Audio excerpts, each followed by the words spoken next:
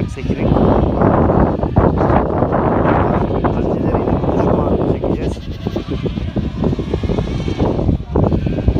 Geliyorlar. Anneler bekliyor. Çağırmaya başladılar.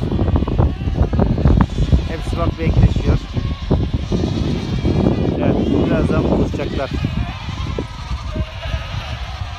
Evet. Hareket çoğaldı.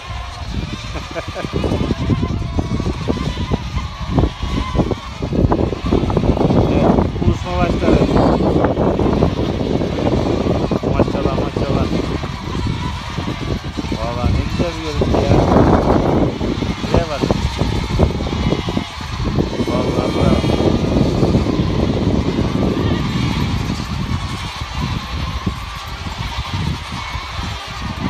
Oh.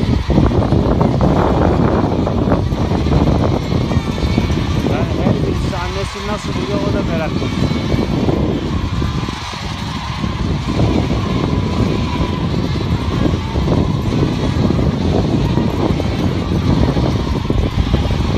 Torosların zirvesindeyiz.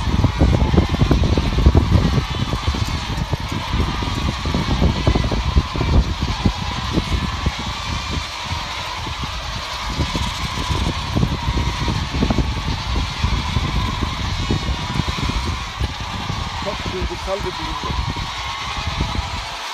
Evet, çok duygusal bir durum. Anne nasıl bulabiliyorlar o da meraklı. Hepsi geldi.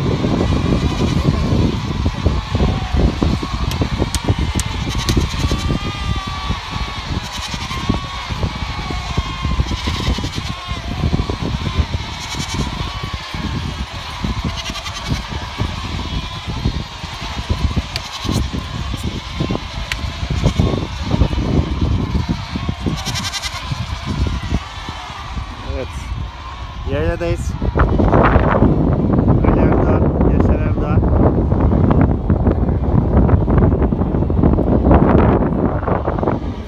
Çoban geliyor.